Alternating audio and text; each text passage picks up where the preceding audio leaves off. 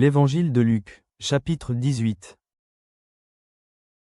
Jésus leur adressa une parabole, pour montrer qu'il faut toujours prier, et ne point se relâcher. Il dit, il y avait dans une ville un juge qui ne craignait point Dieu et qui n'avait d'égard pour personne. Il y avait aussi dans cette ville une veuve qui venait lui dire, fais-moi justice de ma partie adverse. Pendant longtemps il refusa, mais ensuite il dit en lui-même, quoique je ne craigne point Dieu et que je n'ai d'égard pour personne, néanmoins, parce que cette veuve m'importune, je lui ferai justice, afin qu'elle ne vienne pas sans cesse me rompre la tête.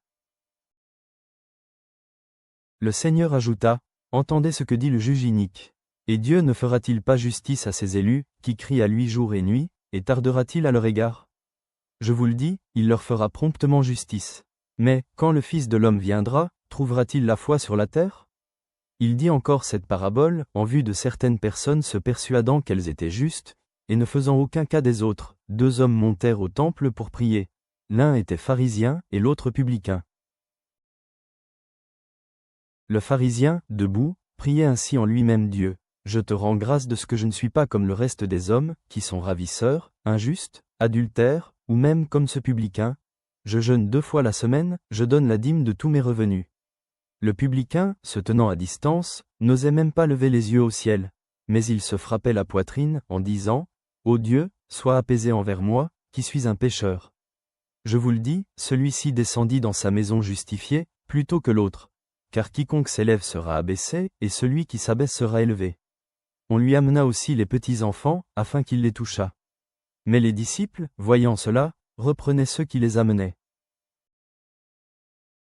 Et Jésus les appela, et dit, Laissez venir à moi les petits-enfants, et ne les en empêchez pas, car le royaume de Dieu est pour ceux qui leur ressemblent.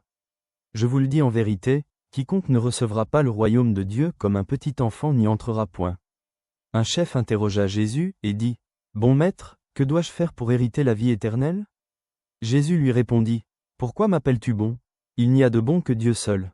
Tu connais les commandements, tu ne commettras point d'adultère, tu ne tueras point, tu ne déroberas point, tu ne diras point de faux témoignages, honore ton père et ta mère. J'ai, dit-il, observé toutes ces choses dès ma jeunesse. Jésus, ayant entendu cela, lui dit, Il te manque encore une chose. Vends tout ce que tu as, distribue-le aux pauvres, et tu auras un trésor dans les cieux. Puis, viens, et suis-moi. Lorsqu'il entendit ces paroles, il devint tout triste, car il était très riche. Jésus, voyant qu'il était devenu tout triste, dit, qu'il est difficile à ceux qui ont des richesses d'entrer dans le royaume de Dieu, car il est plus facile à un chameau de passer par le trou d'une aiguille qu'à un riche d'entrer dans le royaume de Dieu. Ceux qui l'écoutaient dire, et qui peut être sauvé? Jésus répondit, Ce qui est impossible aux hommes est possible à Dieu. Pierre dit alors, Voici, nous avons tout quitté, et nous t'avons suivi.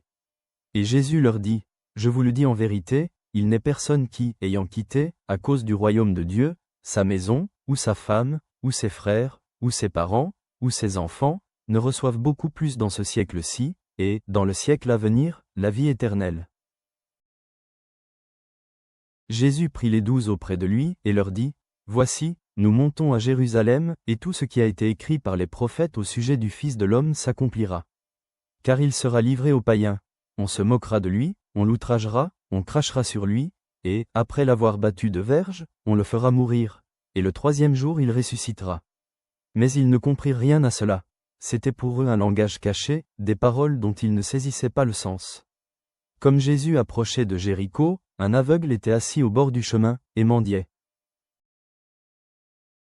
Entendant la foule passer, il demanda ce que c'était. On lui dit, C'est Jésus de Nazareth qui passe. Et il cria, Jésus, fils de David, aie pitié de moi. Ceux qui marchaient devant le reprenaient, pour le faire taire. Mais il criait beaucoup plus fort, Fils de David, aie pitié de moi. Jésus, s'étant arrêté, ordonna qu'on le lui amène. Et, quand il se fut approché, il lui demanda, Que veux-tu que je te fasse? Il répondit, Seigneur, que je recouvre la vue. Et Jésus lui dit, Recouvre la vue, ta foi t'a sauvé. À l'instant il recouvra la vue, et suivit Jésus, en glorifiant Dieu.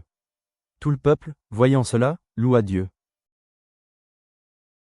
Père, persistant comme la veuve en quête de justice, entends nos cris contre les injustices d'aujourd'hui. Humilie-nous comme le publicain dans ces époques orgueilleuses. Entre dans le royaume avec la simplicité d'un enfant au milieu des complexités. Entasse des trésors au ciel avec sagesse. Car à toi appartient le royaume pour toujours. Amen.